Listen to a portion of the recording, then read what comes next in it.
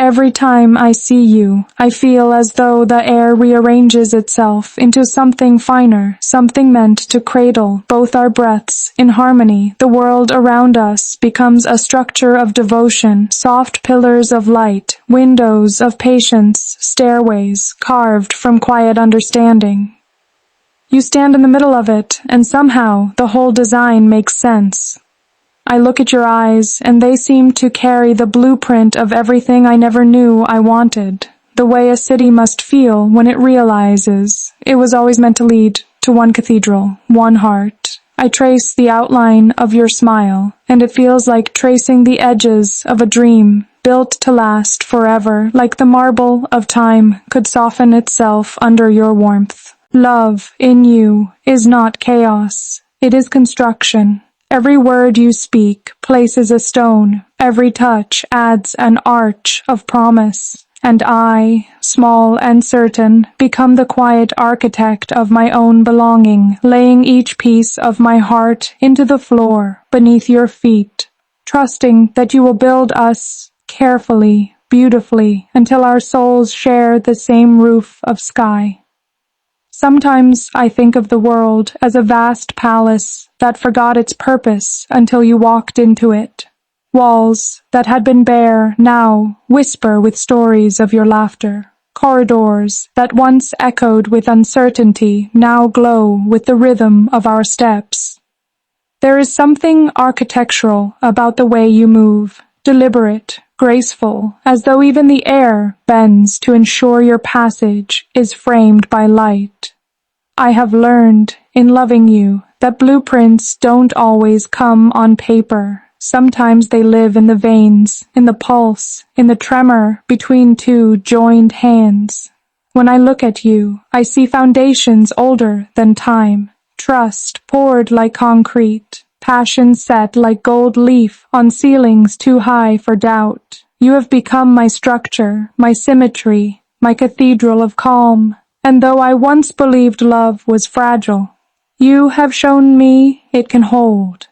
Even when the world shifts, even when everything else falls into ruin. I walk through the palace of us in my mind sometimes, not as a princess this time, but as a builder. Dust on my palms, awe in my chest. Each moment we've shared feels like a chamber opening, frescoed with memory. The first time your voice said my name, that was the grand hall, its ceiling painted with sunrise.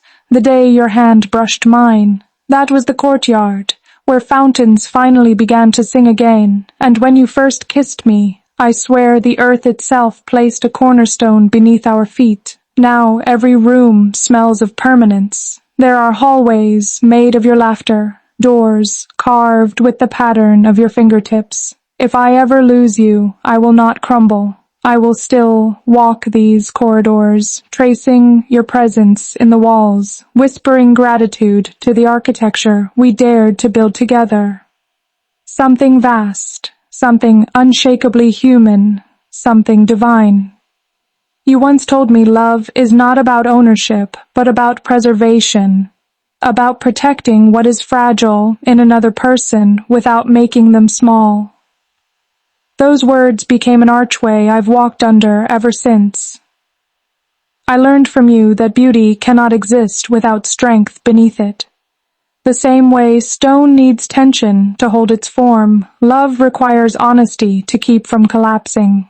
And so we've built with both, laughter and silence, truth and tenderness. I see now that even arguments are necessary scaffolding, temporary structures meant to keep us steady until we understand more. Sometimes, when the night is quiet, I trace your shoulder with my fingers and imagine drawing blueprints there, tracing futures, tracing children's laughter echoing through rooms we have not yet built. You turn your head, half asleep, and smile against my hand. In that small, perfect gesture, the whole design feels sound again. If love had a skyline, you would be its tallest tower. I would climb every floor to reach your heart, pausing at every level to marvel at the view. The view of us becoming. the city around us would fade into watercolor, because nothing would be as clear as the lines that join me to you. My heart has learned to measure itself by your nearness. Even when you are away, I can feel the beams of connection holding firm, unseen, but indestructible. And when you return, it is like walking through open doors that have been waiting all this time. You are my axis, my compass, my measure of balance. Sometimes I wonder if architects ever fall in love with their own creations, the way I have fallen for every detail of you. The shape of your thoughts, the symmetry of your kindness, the foundation of your faith. You are the monument I will never stop rebuilding. I've watched sunlight slip across your face and realized that light itself seems to follow your contours as though it recognizes home. It's strange how love transforms perception, how ordinary things under your gaze acquire sacred geometry. A cup, a window, a folded letter, all become altars of remembrance. You have turned me into both a student and a devotee of beauty, and I see it everywhere now, in you, because of you. You once laughed when I called you my cathedral, but I meant it, because you are where I come to pray, to feel small, to feel whole again. The walls of you are lined with patience, and every sigh of yours is a hymn.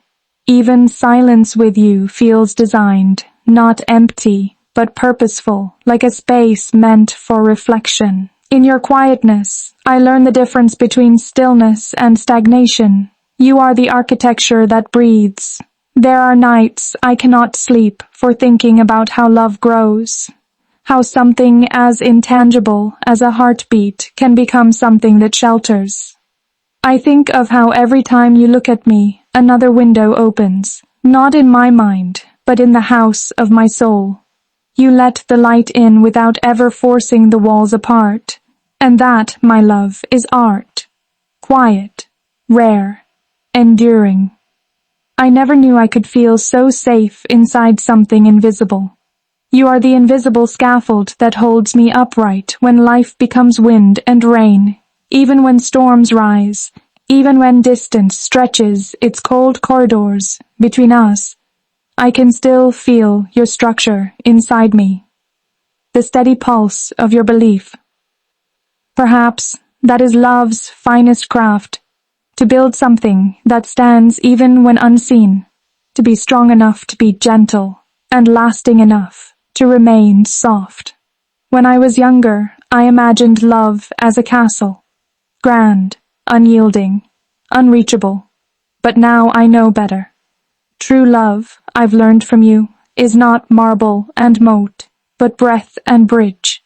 Is not made to keep the world out, but to invite it in, reshaping itself with every sunrise. You've taught me that architecture can be living, that walls can have warmth, that arches can smile, that ceilings can hold clouds. I used to fear imperfection. Now I adore it. The cracks we've faced, the storms we've survived, they've only made us stronger, more intricate, more human. Sometimes I think love is a kind of craftsmanship that never ends. You place one moment after another, layering memory, laying faith. And one day you look up and realize you've built something larger than yourselves. Something that can stand even when you cannot.